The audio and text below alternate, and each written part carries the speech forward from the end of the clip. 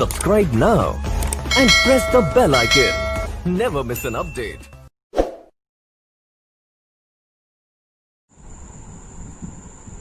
नमस्कार मित्रों, maxima education point में आपका पुनः स्वागत है। जैसा कि आप लोग जान रहे हैं कि मैक्सिमा एजुकेशन पॉइंट के द्वारा आपको विभिन्न प्रकार से वीडियो प्रोवाइड की जा रही हैं। साथ ही साथ आने वाली जितनी भी अपडेट्स हैं, वैकेंसी को लेकर हो या फिर नई परीक्षाओं को लेकर के हो, आप लोगों को लगातार अपडेट दिया जा रहा है। तो आप लोग चैनल के साथ जुड़े हैं, बहुत बहुत धन्यवाद। और भी अन्य लोगों को साथ साथ चैनल पे जोड़ा जाए। अब देखिए, आज हम बात करने वाले हैं, जैसा कि आप जान रहे थे कि हर रविवार को, संडे को हम यूपी स्पेशल की बात करते हैं और हमने आपसे वादा किया था कि लगभग 5 से 6 लेक्चर में हम यूपी स्पेशल को संग्रहित करेंगे। तत्पश्चात उसके अंतर्गत आने वाले महत्वपूर्ण प्रश्नों के बारे में भी बात करने वाले हैं। तो यहाँ पास आपने देखा कि यूपी स्पेशल के लेक्चर नंबर 1 में हमने उसकी बेसिक जानकारी, जो यूपी स्पेशल परिचय पार्ट 1 के नाम से यूट्यूब में अपलोड किया गया है और जिसका लिंक इसी वीडियो के नीचे दिया गया है। तो जल्दी जल्दी आप लोग जुड़ जाइए और चैनल को सब्सक्राइब, शेयर करना बिल्कुल भी ना भूलिए। इसके साथ हमने यूपी स्पेशल पार्ट 2 में भी कुछ महत्वपूर्ण जानकारियां आपको दी, जिसमें हमने बताया आपको कि हाँ, यूपी को किस तरीके से 3 महत्वपूर्ण भागों में बांटा गया था। इन सभी बेसिक जानकारियां और यहाँ से आपके जो भी महत्वपूर्ण प्रश्न आते हैं, मूल रूप से वह प्रीवियस वीडियो में आप देख सकते हैं। तो आज हम बात करने वाले हैं सबसे महत्वपूर्ण अर्थात यूपी स्पेशल के तीसरे खंड की ओर। देखिए, अगर हम बात करें कि यूपी स्पेशल, लोग कहते हैं कि ये बहुत ही ज्यादा महत्वपूर्ण नहीं होता, लेकिन हमारे अनुसार यह यूपी स्पेशल के जो भी प्रश्न आते हैं, अगर आप बहुत छोटे समय में इस चीज को पढ़ लेते हैं तो ज्यादा से ज्यादा प्रश्न आप परीक्षा में सही कर सकते हैं। दरअसल आने वाली जितनी भी परीक्षाएं हैं या आप यूपी के जितने भी परीक्षाएं होती हैं, एक दिवसीय परीक्षाएं, उनमें यूपी स्पेशल से लगभग 12 से 15 प्रश्न करंट के साथ संग्रहित किए जाते हैं। साथ ही साथ आपने जैसे देखा अभी बीईओ की परीक्षा, उसमें लगभग 10 प्रश्न। आने वाली आगामी परीक्षा यूपीएसआई, जिसमें आपको 5 से 6 प्रश्न यूपी स्पेशल से देखने को मिलेंगे। तो जैसा कि आप लोग जान रहे हैं कि हम लोग कितने आसान ढंग से आपको उस बारे में बताते हैं कि कैसे हम क्वेश्चंस को सही करें। साथ ही साथ बहुत ही बेसिक जानकारी जो आपको बुक में अवेलेबल नहीं होती, उसके बारे में भी हम आपको परिचित कराते हैं। तो देखिए, आज जो हम बात करने वाले हैं यूपी के जलवायु के बारे में। देखिए, आज जो हमारा टॉपिक है उत्तर प्रदेश स्पेशल में जलवायु को लेकर के हम बात करेंगे। जैसा कि हमने आपको पहले ही बताया है कि यूपी के मैप को बनाना हमें बहुत आसानी से आना चाहिए। अगर हम मैपिंग के थ्रू किसी भी चीज को समझते हैं तो वो चीजें हमारे दिमाग में हमेशा के लिए बैठ जाती हैं। इसलिए आप सभी लोग मैपिंग के माध्यम से, चाहे वो जियोग्राफी हो या फिर अन्य जो भी विषय हैं, आप मैपिंग से पढ़ेंगे तो बहुत ही लाभकारी होगा। यहाँ देखते हैं, यह हमने यूपी का मैप बनाया हुआ है। हम लोग बात करने वाले हैं जलवायु की। आप लोग कंसंट्रेट होकर वीडियो को एकदम ध्यान से और पूरी वीडियो को देखेंगे। देखिए, इस मैप को हमने इसके पहले लेक्चर में भी बनाया हुआ था। हम यहाँ से आपको क्या बताना चाह रहे हैं कि यहाँ से और क्या प्रश्न आने वाले हैं। जैसा कि हमने पहले भी बताया और लगातार आपकी परीक्षाओं में प्रश्न आता है कि पूर्वी, पश्चिमी, उत्तरी और दक्षिणी हिस्से को लेकर के। दरअसल कोई भी राज्य है, कोई भी देश है, कोई भी प्रदेश है या कोई एक छोटी सी जगह ही क्यों ना हो, हम जब दिशाओं की बात करते हैं तो पूर्व में, पश्चिम में, उत्तर में और दक्षिण में उसका विस्तार क्या है और कौन कौन सी वो जगह हैं, उन सबको हमें याद रखना बहुत जरूरी होता है। देखिए, इस उत्तर प्रदेश में अगर आप बात करेंगे तो आपको यह जो जगह है, जिसे हम पूर्वी हिस्सा कहते हैं, क्या कहते हैं, पूर्वी हिस्सा, अर्थात उत्तर प्रदेश का सबसे पूर्वी हिस्सा। आप लोग जान रहे होंगे, जितने लोगों ने वीडियो को देखा होगा। नहीं देखे हैं तो आप लोग जाकर के लिंक में पुरानी वीडियो को जरूर देखें। यह पूर्वी हिस्सा, साथ ही साथ इधर आप आएंगे तो यह यूपी का कौन सा है, पश्चिमी हिस्सा है। यहाँ पास देखिए, इस भाग को उत्तरी और यहाँ पास यह जो है दक्षिणी हिस्सा कहा जाता है। तो प्रश्न आपसे पूछता है कि यूपी का पूर्वी जिला कौन सा है। पश्चिमी जिला कौन सा है, उत्तरी जिला कौन सा है और दक्षिणी जिला कौन सा है। जैसा कि हम जानते हैं मैप में हमने आपको पहले ही बताया कि पूर्वी जिला, सबसे पूर्वी जिला जिसे आप लोग बहुत अच्छे से जानते हैं, बलिया जिला है। कौन सा है? बलिया जिला है। और पश्चिमी में आप आएंगे तो आपको शामली जिला मिलेगा। इन चारों को आपको बहुत ही ध्यान से याद रखना है। साथ ही साथ जब आप उत्तर में आएंगे तो यहाँ आपको मिलेगा सहारनपुर। क्या मिलेगा? सहारनपुर। और दक्षिणी हिस्से पर आपको मिलने वाला है सोनभद्र। चारों फैक्ट आज आपको याद हो जाने चाहिए कि यूपी के पूर्वी, पश्चिमी, उत्तरी, दक्षिणी जिले को क्या नाम है। तो आप तुरंत याद करेंगे कि बलिया, शामली, सहारनपुर और सोनभद्र 4 जिलों का नाम आप याद रखते हैं। इसी के साथ हमने प्रीवियस वीडियो में आपको बताया कि हम इस पूरे के पूरे उत्तर प्रदेश को 3 महत्वपूर्ण जोन में भी विभक्त करते हैं, जिसमें यह है पहला, यह दूसरा और तीसरा। इस जोन को हम पूर्वी जोन के नाम से जानते हैं। किस नाम से? पूर्वी जोन के नाम से। और इसे हम मध्य जोन के नाम से जानते हैं। और यह सबसे लास्ट है जिसे पश्चिमी जोन कहते हैं। क्या कहते हैं? पश्चिमी जोन कहते हैं। हमने एक फैक्ट और बात की थी कि यूपी के जितने भी जिले हैं उन्हें हम मंडलों में डिवाइड करते हैं। अर्थात कुल यूपी के अंतर्गत अगर हम मंडल की बात करें तो कुल 18 मंडल हैं। कितने? 18 मंडल हैं। तो देखिए यहाँ पास जो पूर्वी जिला है इसके अंतर्गत कुल 7 मंडल आते हैं। मध्य मंडल के अंतर्गत 5 मंडल मध्य जोन के अंतर्गत, और पश्चिमी जोन के अंतर्गत आपको 6 मंडल देखने को मिलते हैं। इन सब बातों में चर्चाएं हो चुकी हैं, लेकिन प्रश्न बार बार पूछे जाते हैं, इसलिए हम चर्चाओं को रिपीट कर रहे हैं। इसी के साथ हमने बताया कि पूरा का पूरा जो उत्तर प्रदेश है वह मंडलों के साथ साथ जिलों में भी विभक्त है। और आप यह जरूर जानते हैं फैक्ट को कि 75 जिले हमारे यूपी में क्या हैं? अवस्थित हैं। उन 75 जिलों में किस जोन में कितने जिले आते हैं? तो आप देखेंगे पूर्वी जोन में जो जिलों की संख्या है वह कितनी है? 26 जिले हैं। साथ ही साथ मध्य जोन में 23 जिले और पश्चिमी जोन में 26 जिले हैं। तो कुल मिलाकर के आप जोड़ेंगे तो यह आपका टोटल 75 जिले और 18 मंडल हो जाते हैं। इस फैक्ट को आप यहीं से याद करते चलिए। चलिए हम लोग बात करते हैं जलवायु की। किसकी? जलवायु की बात करेंगे तो जब हमसे प्रश्न पूछता है परीक्षा में कि उत्तर प्रदेश की जलवायु कैसी है, बहुत सारे ऑप्शन दिए होते हैं। तो उसमें हम क्या करते हैं, एक बहुत ही फैक्ट हम लोग याद करके रखें और उसी फैक्ट को उत्तर में लिखते हैं कि उष्ण कटिबंधीय एवं क्या है? मानसूनी है। अर्थात उत्तर प्रदेश की जो जलवायु है वह कैसी है? उष्ण कटिबंधीय एवं मानसूनी जलवायु है। कैसी जलवायु है? उष्ण कटिबंधीय एवं मानसूनी जलवायु है। अगर हम बात करें इस उत्तर प्रदेश की जलवायु के विखंडन की तो यह मुख्य रूप से हम इसे 2 भागों में विभक्त कर सकते हैं, जिसमें एक है जलवायु और दूसरा है ऋतुएं। आप पढ़े होंगे, जानते होंगे जलवायु और ऋतुएं। जलवायु का जब हम और भी फैक्टर करेंगे तब उसमें आपको मिलेगा उष्ण एवं आर्द्र जलवायु। कौन सी? उष्ण एवं आर्द्र जलवायु। साथ ही साथ साधारण उष्ण एवं आर्द्र जलवायु। तो हमने पहला आपको बताया उष्ण एवं आर्द्र जलवायु। देखिए पहला क्या है? उष्ण एवं आर्द्र जलवायु। और दूसरा जो है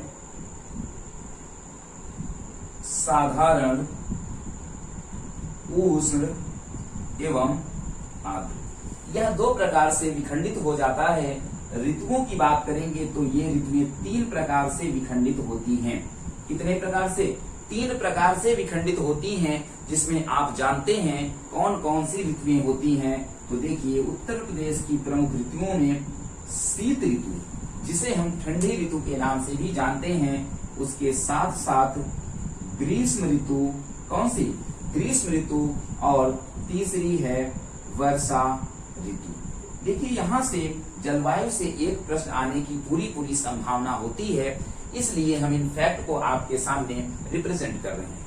आप बातों को समझते जाएंगे, बाद में इसको क्या करेंगे, नोट डाउन करेंगे। तो देखिए हम ये कहेंगे कि जो पहला फैक्ट है आपका उष्ण एवं आर्द्र जलवायु, चलिए ये एरो हमने बना दिया और इसके बारे में कुछ महत्वपूर्ण फैक्ट की बात कर लेंगे। देखिए वह क्षेत्र जहां 100 से 180 सेंटीमीटर, जहां 100 से 180 सेंटीमीटर तक वर्षा होती है, जहां पास 100 से 180 सेंटीमीटर तक वर्षा होती है, हम उस जलवायु क्षेत्र को उष्ण एवं आर्द्र जलवायु क्षेत्र के नाम से जानते हैं। अगर हम बात करें कि जलवायु का यह उष्ण एवं आर्द्र जलवायु जो क्षेत्र है, यह उत्तर प्रदेश में कहां तक फैला हुआ है, तो उत्तर प्रदेश का पूर्वी भाग, उत्तर प्रदेश का, ध्यान से देखिएगा, पूर्वी भाग, साथ ही साथ तराई क्षेत्र, उत्तर प्रदेश का पूर्वी जोन अर्थात यह पूर्वी क्षेत्र जहां उष्ण एवं आर्द्र जलवायु पाई जाती है। तो जब देखिए यहाँ पास पूर्वी भाग अर्थात तराई क्षेत्र में उष्ण एवं आर्द्र जलवायु का विस्तार पाया जाएगा, तो यहाँ आप देखेंगे कौन कौन सी प्रमुख फसलें हैं, जिसमें धान यहाँ की प्रमुख फसल है। धान के साथ आप देखेंगे गन्ना, गन्ने के साथ आप देखेंगे पिपरमेंट। इस तरीके की यह प्रमुख फसलें उष्ण एवं आर्द्र जलवायु के अंतर्गत आती हैं। देखिए दूसरा फैक्ट है साधारण उष्ण एवं आर्द्र जलवायु। देखिए साधारण उष्ण एवं आर्द्र जलवायु में आप कहेंगे तो इसका विस्तार आप बात करेंगे कि जहां, देखिए यहाँ से आपका अलग हो गया, जहां 80 से 100 सेंटीमीटर तक वर्षा होती है, वह साधारण उष्ण एवं आर्द्र जलवायु के अंतर्गत आता है। इसमें आप बात करेंगे तो उत्तर प्रदेश का मैदानी भाग, देखिए उत्तर प्रदेश का मैदानी भाग इसके अंतर्गत आता है। अब बात करेंगे कि यह मैदानी भाग कहां तक है, तो आप जैसे कि देख रहे हैं प्रयागराज से स्टार्ट करते हैं, तो प्रयागराज, आगरा, उन्नाव, रायबरेली और साथ ही साथ कानपुर के क्षेत्रों में इसका विस्तार आपको देखने को मिलता है, साधारण उष्ण एवं आर्द्र का। तो यह बात देखिए जलवायु कैसी है, कितने प्रकार की जलवायु है, इस फैक्ट को भी आप नोट करते जाएंगे। देखिए यहाँ पास अगर हम ऋतुओं की बात करें तो ऋतुओं में सबसे पहली ऋतु है कौन सी, शीत ऋतु। शीत ऋतु, अच्छा शीत ऋतु है तो हम बात करेंगे, जैसा आप जानते हैं कि ठंडी का महीना, ठंडी का महीना अर्थात इसकी अवधि क्या होगी, आप लोग बताइए कि इसकी अवधि क्या होगी। तो इसकी अवधि अगर आप देखेंगे तो अक्टूबर से लेकर फरवरी तक, अवधि अक्टूबर से लेकर फरवरी तक होती है। और फिर हम देखेंगे कि उस अक्टूबर से लेकर फरवरी तक में सबसे ठंडा महीना कौन सा होता है, तो देखिए इसकी भी बात कर लेंगे। सबसे ठंडा महीना जब आपको सबसे ज्यादा ठंडी लगती है, बताइए वह कौन सा महीना है, जनवरी के महीने में। कौन से, जनवरी के महीने में। और इसके साथ साथ आप यह भी देखेंगे कि सबसे ज्यादा ठंडी किस जिले में पड़ती है, तो यहाँ देखिए क्योंकि यूपी पढ़ रहे हैं तो उसके फैक्ट को हमें पढ़ना पड़ेगा। सबसे ज्यादा ठंडी तो यहाँ आप देखेंगे बरेली क्षेत्र में, कहा, बरेली जिले में सबसे ज्यादा ठंडी पड़ती है। और अब इसी के साथ हम बात कर लेते हैं अधिकतम टेम्परेचर और न्यूनतम टेम्परेचर की। अधिकतम टेम्परेचर यहाँ का 28 डिग्री सेल्सियस, कितना, 28 डिग्री सेल्सियस, और न्यूनतम 13 डिग्री सेल्सियस होता है। यह हो गया आपका क्या, शीत ऋतु। शीत ऋतु के बाद जैसा कि आप जान रहे हैं दो ऋतुएं और हैं, इसे देखिए आप नोट भी कर लीजिएगा। शीत ऋतु है, शीत ऋतु के बाद हम लोग समझेंगे इसे ग्रीष्म ऋतु को, और ग्रीष्म ऋतु के बाद समझेंगे वर्षा ऋतु को। ठीक है, तो देखिए दूसरा जो टॉपिक है वह क्या है, ग्रीष्म ऋतु। देखिए जब आप ग्रीष्म ऋतु को समझेंगे, ग्रीष्म ऋतु का मतलब है गर्मी का मौसम।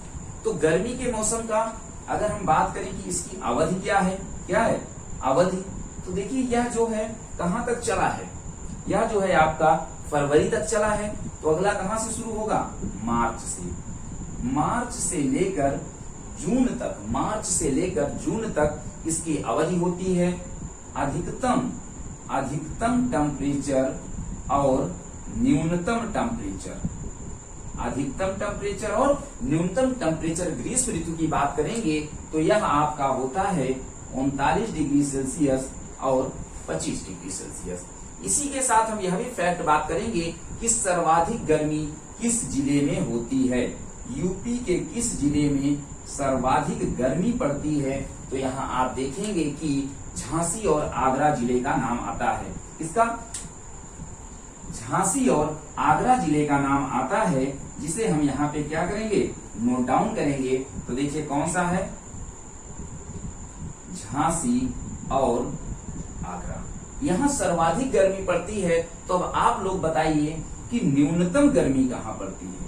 न्यूनतम गर्मी का मतलब कि जहां सबसे ज्यादा ठंडी है, सबसे ज्यादा ठंडी कहाँ है, बरेली में है, तो सबसे ज्यादा गर्मी कहाँ होगी, बरेली में हो जाएगी। उसी तरीके से आप तीसरे ऋतु में आएंगे, जिसे हम क्या है, वर्षा ऋतु के नाम से जानते हैं।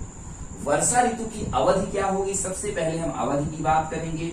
तो अवधि में देखिए जून से लेकर अक्टूबर तक इसकी अवधि होती है, जून से लेकर कहां तक, अक्टूबर तक। इसी के साथ हम यह भी बात कर लेते हैं कि यूपी के किस जिले में सर्वाधिक वर्षा होती है, सर्वाधिक वर्षा होती है। कई बार प्रश्न पूछा गया है, हम इसकी भी बात कर लेते हैं कि यूपी में किस जिले में न्यूनतम वर्षा होती है। सबसे कम वर्षा वाला क्षेत्र और सबसे ज्यादा वर्षा वाला क्षेत्र कौन सा है। तो यहाँ पास आप देखेंगे कि सबसे अधिक वर्षा वाला क्षेत्र गोरखपुर है। क्या है, गोरखपुर है, जहां रेशियो में आप बात करें तो लगभग 184 सेंटीमीटर की वर्षा देखने को मिलती है। वहीं सबसे कम वर्षा मथुरा क्षेत्र में होती है, लगभग कितना, 54 सेंटीमीटर वर्षा यहाँ पास होती है। तो इस तरीके से आपने देखा कि सभी ऋतुएं किस तरीके से हमारे उत्तर प्रदेश में, क्योंकि जलवायु से क्वेश्चन एक आता ही आता है। हम बात करेंगे फिर से कि हमने देखा कि यह उत्तर प्रदेश में सर्वाधिक वर्षा कहाँ होती है, न्यूनतम वर्षा कहाँ होती है, सर्वाधिक ठंडी कहाँ पड़ती है, न्यूनतम ठंडी कहाँ पड़ती है, सर्वाधिक गर्मी कहाँ पड़ती है, न्यूनतम गर्मी कहाँ पड़ती है। तो इसी के साथ में एक फैक्ट और तैयार कर लेते हैं कि भारत में देखिए यहीं पास आप देख लीजिए, यहीं पास ये हम यहाँ सर्कल बना दे रहे हैं, सर्कल के अंदर आंसर लिखने वाले हैं, ध्यान से देखिएगा। प्रश्न है कि भारत में सर्वाधिक वर्षा कहाँ होती है। तो जब भारत में सर्वाधिक वर्षा बात करेंगे तो एक जगह है जो आप याद रखते हो, मानिसराम। कौन सी जगह है, मानिसराम में सर्वाधिक वर्षा होती है। और यह मानिसराम कहाँ है, मेघालय में। कहाँ है, मेघालय राज्य में। और मेघालय क्या है, मेघालय को आप जानते हैं 7 सिस्टर, 7 बहनों में सम्मिलित एक प्रमुख पूर्वी राज्य है। तो मेघालय में एक जगह है जिसका नाम है, क्या नाम है, खासी पहाड़ी। भाई गारो, खासी और जयंती आपने ज्योग्राफी में पढ़ा होगा। तो उसी मेघालय राज्य में जो खासी पहाड़ी है, वहीं पास एक जगह है चेरापूंजी। क्या है, चेरापूंजी है, ये देखिए चेरापूंजी। और चेरापूंजी के ऊपर ही स्थित है मानिसराम, जहां भारत में सर्वाधिक वर्षा वाला क्षेत्र है। आपने कहा यहाँ सर्वाधिक वर्षा मानिसराम मेघालय में होती है। तो इस वर्षा के कारण हम लोग मेघालय को किस नाम से जानते हैं। तो देखिए क्लाउड मतलब बादल, यानी cloud state of India, cloud state of India के नाम से हम इसे जानते हैं। किस नाम से, क्लाउड स्टेट ऑफ इंडिया के नाम से। भारत में सर्वाधिक वर्षा मानिसराम मेघालय में होती है। तो सबसे कम वर्षा कहाँ होती है, अगर भारत में सबसे कम वर्षा वाला क्षेत्र हम यहाँ दर्शाएं तो सबसे कम वर्षा लेह में होती है। कहाँ होती है? लेह में होती है। साथ ही साथ हम एक फैक्ट और बात करेंगे कि जो अरब सागर से उठ करके जो तूफान आता है वह जा करके क्या है, जब बंगाल के रास्ते भारत में प्रवेश करता है और बिहार से होता हुआ आप देखेंगे कि पूर्वी हिस्से इसी बलिया वाले हिस्से से उत्तर प्रदेश में प्रवेश करता है। तो उसी तूफान को हम बहुत ही महत्वपूर्ण है, देखिए पूर्वी क्षेत्र है तो तूफान क्या हो जाएगा? पूर्वा। इसे हम स्थानीय भाषा में पूर्वा के नाम से जानते हैं। तो यह रही आपकी उत्तर प्रदेश की जलवायु के बारे में संपूर्ण जानकारी और हमें पूरा विश्वास है कि आगामी सभी परीक्षाओं में उत्तर प्रदेश के जो भी प्रश्न आएंगे वहां से जलवायु का एक महत्वपूर्ण प्रश्न आना जरूरी है।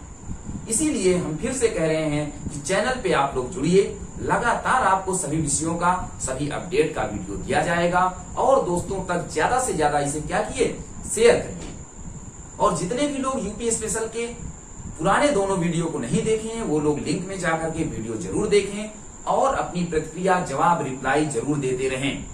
तो इसी तरीके से आप लोगों को ये वीडियो कैसा लगा आप लोग कमेंट करके बताइए। हम लोग मिलेंगे यूपी स्पेशल के नंबर 4 पार्ट से। जय हिंद।